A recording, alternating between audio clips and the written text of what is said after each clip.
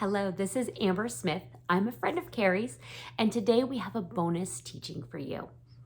We are going to be talking about getting control of your schedule and your time in your homeschool life.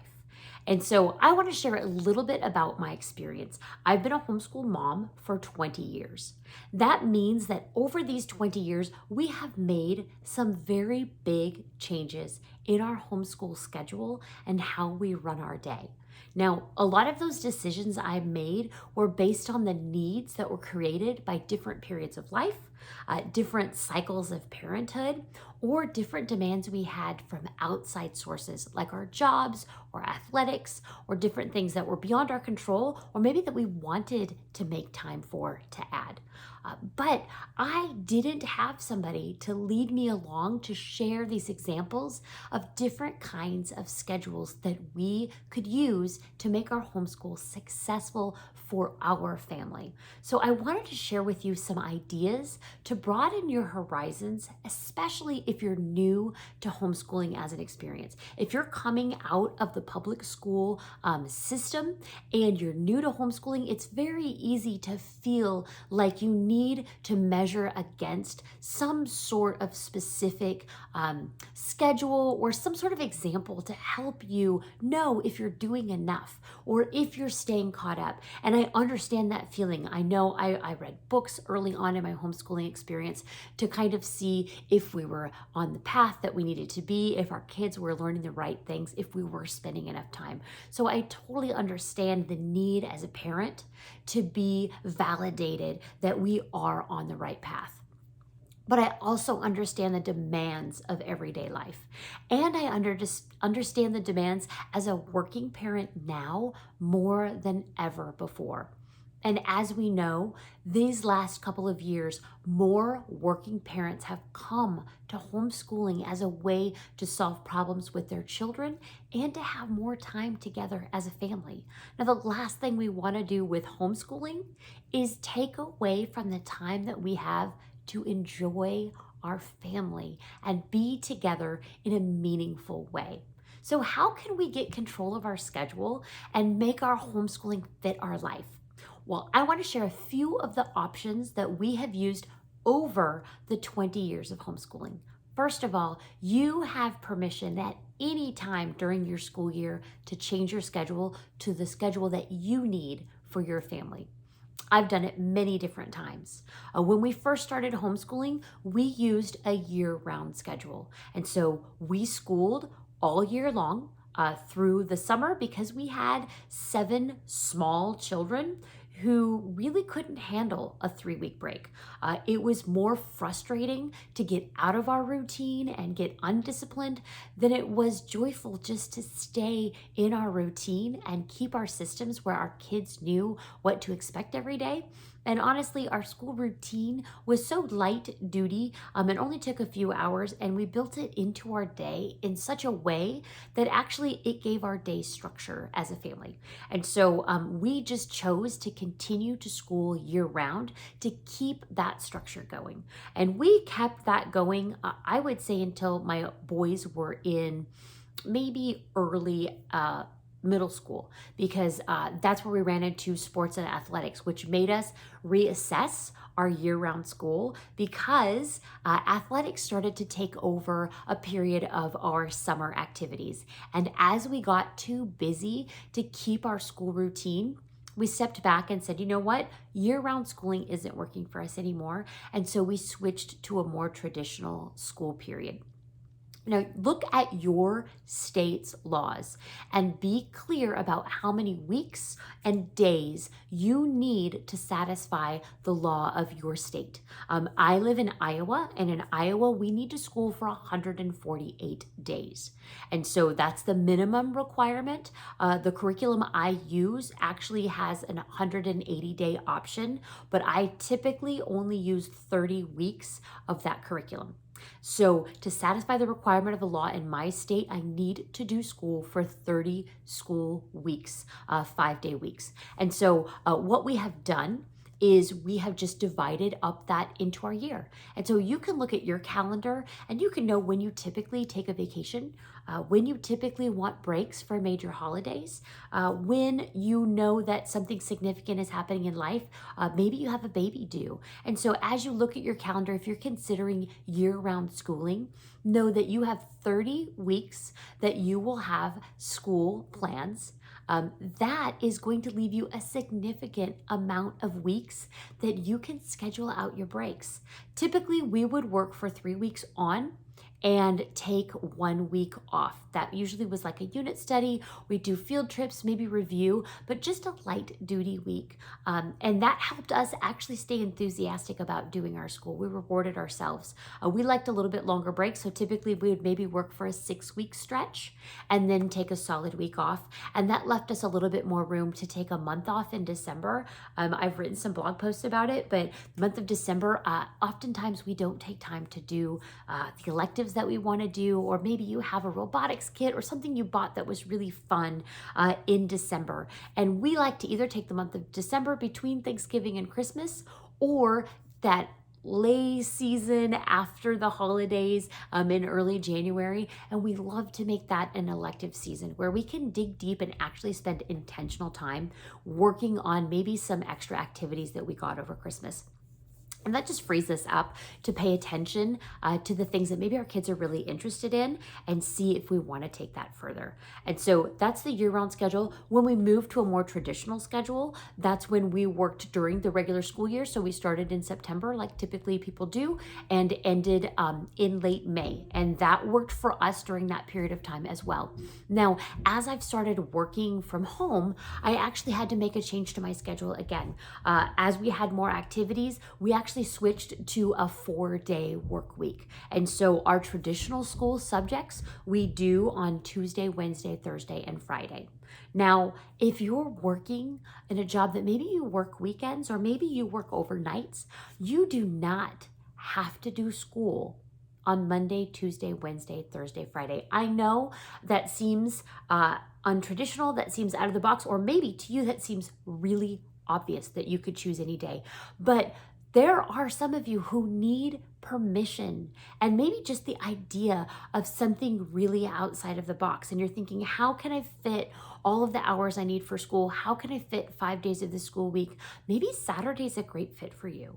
Maybe Sunday afternoons is a nice, quiet time that honestly, sitting down together as a family and reading would not be a bad break in your day. So I encourage you to look for places maybe that's not traditional, but that you can maybe put your school hours in to change your schedule to fit your life. We switched to a 4-day week because we had ballet and we had some sports activities. And actually my mom volunteered to teach science for our family for a period of a couple of years. And so we retained that day to do our electives and to do science, which freed up an hour of the school day on Monday, Tuesday, Wednesday, Thursday, so that we could do all of the week's science in one day. And so I encourage you to look at your schedule and see maybe how you can break off something that's taking a significant amount of time and do that in a separate period. We've also done that where maybe we've done more of a block schedule. And so as we've taken maybe a time to study on a unit instead, I know a lot of parents do unit studies. And so maybe you break it into a certain block. So you're going to work in a 6-week block and you're going to study this one subject and dig really deep. And I encourage you to look at what fits your family's rhythm and make your school day match your family's rhythm. When my kids were really little, I read to the kids at nap time in the middle of the day, and then I read to the kids at bedtime. So most of our school was done at nap time and bedtime with my older kids while the little ones were falling asleep. That was a really peaceful way for us to do school as a family. And then the kids had maybe a half an hour to an hour of workbooks or maybe manipulatives or some sort of unit study that we were working on outside of those tasks. But reading to your kids is a great way to get a lot of subjects in and a significant amount of school done together as a family. And so I encourage you, when you can, read out loud to your children to cover a school subject. I encourage you to do so. It has just been life-changing for our family. Reading has been one of our favorite things, and I think it has brought our kids a huge vocabulary. They've always scored very high in vocabulary testing. It has also helped them with their language skills and understanding how well-written communications are ordered, because we've read really good books to them over their lifetime. So I encourage you to add reading in a significant way. So as we've talked about a few of these different ways to schedule your homeschool, we've talked about a 5-day week. We've talked about year-round schooling. We've talked about going to a more traditional school period of time between whatever months fit you to do that all in one time period. We've also talked about block scheduling. So maybe taking a unit study or working on one subject for a period of time. Now, there's also a morning basket where people have activities that the kids can do on their own. So when they get up in the morning, they have specific items that they know they're responsible to do. In our family, actually right now, I am working away from home on Mondays, and my husband does school on Fridays while I work. And so they know that they are responsible to do 2 math lessons. They're responsible to do 2 pages of science, and they're responsible to read for 20 minutes every single school day, whether I'm available or not. And when we meet together to do our reading, we expect that those things are taken care of and done, or my kids know that they're going to be responsible to follow up on those after our school meeting time is over. And typically, they like to have it done before because they want to be free after school. And so if your kids know what you expect of them, then you can hold them accountable to get those things done to keep your school day moving forward. Oftentimes, the biggest delays in our school were me being disorganized, me not giving clear expectations to my students, or me not following through with checking in with them to make sure things were done. If they know I expect it, they are going to complete it. And I have seen that over and over in our school. So one of the ways that we've helped unchoke our schedule was by just creating very clear expectations of what the kids are supposed to do and also what they're able to do on their own when I'm not available. I'm sure as a homeschool parent, you do not like to hear, I didn't know what to do, so I didn't do anything.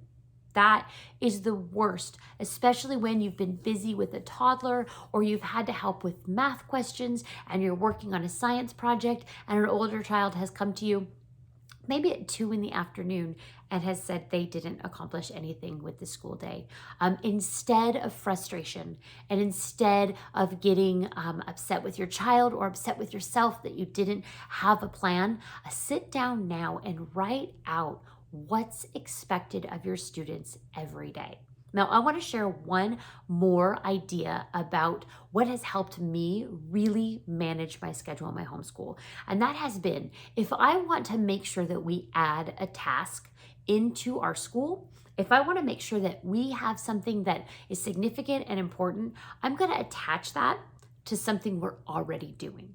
So I call them hinge points in our day. So I'm going to look for a significant hinge point. For our children, when they wake up, they get up, get dressed, brush teeth, make beds, and take care of your laundry. That has been the standard their whole lives. Get up, get dressed, brush teeth, make beds, take care of your laundry. That's it. I don't want to see you until you have done those things. Ad nauseum, there was a sign on the bottom of the stairs. They couldn't even walk down the stairs without seeing the sign that said, get up, get dressed, brush teeth, make beds, take care of your laundry. They know what's expected every morning before they hit the basement or before they hit the schoolroom. All those things have to be done. And so creating a clear expectation that those things are supposed to be finished before we meet makes sure that they're done. Also, we connected cleanup time to our meals. We always eat. If you have kids, you know, they always eat. They will not fail to eat.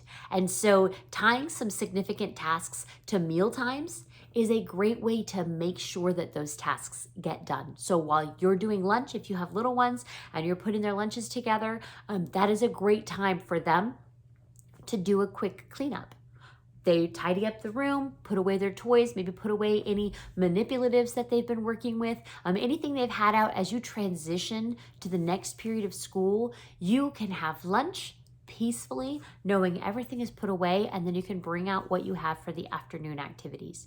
We also do this before dinner, and that was just one way that for me as a mom, the house was peaceful.